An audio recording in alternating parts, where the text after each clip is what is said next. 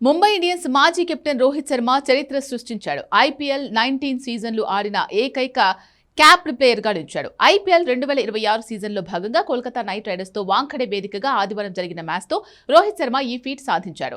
రోహిత్ శర్మతో పాటు విరాట్ కోహ్లీ, మహేంద్ర సింగ్ ధోని, మనీష్ పాండేలు మాత్రమే 19 సీజన్లు ఆడిన ఆటగాళ్ల జాబితాలో ఉన్నారు. ఇందులో రోహిత్ శర్మ ఒక్కడే క్యాప్డ్ ప్లేయర్గా ఈ 19 సీజన్లు ఆడాడు.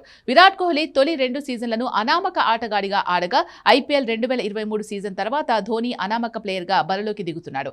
అంతర్జాతీయ క్రికెట్కు దూరమై 5 ఏళ్లు గడిచిన ఆటగాళ్లను అనామక ప్లేయర్ పరిగణించాలి అనే కొత్త రూల్ను బీసీసీఐ ఐపీఎల్ 2023 సీజన్ కు ముందు ప్రవేశపెట్టారు.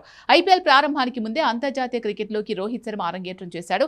అరంగేట్ర టీ20 ప్రపంచ కప్ 2007 తోనే రోహిత్ శర్మ ఇంటర్నేషనల్ క్రికెట్లోకి అడుగుపెట్టాడు.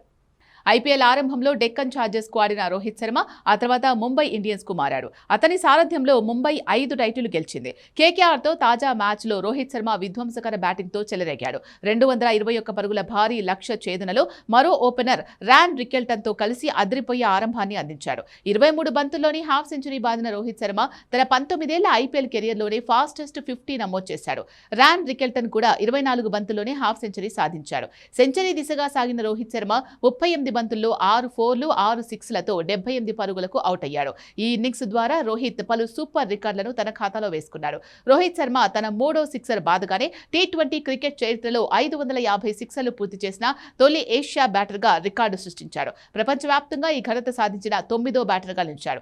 ఐపీఎల్ చరిత్రలో ఒకే జట్టుపై అత్యధిక పరుగులు చేసిన బ్యాటర్గా రోహిత్ శర్మ నిలిచాడు. కోల్కతా నైట్ రైడర్స్ పై డేవిడ్ వార్నర్ చేసిన 1093 పరుగుల రికార్డును రోహిత్ ఈ మ్యాచ్లో అధిగమించాడు.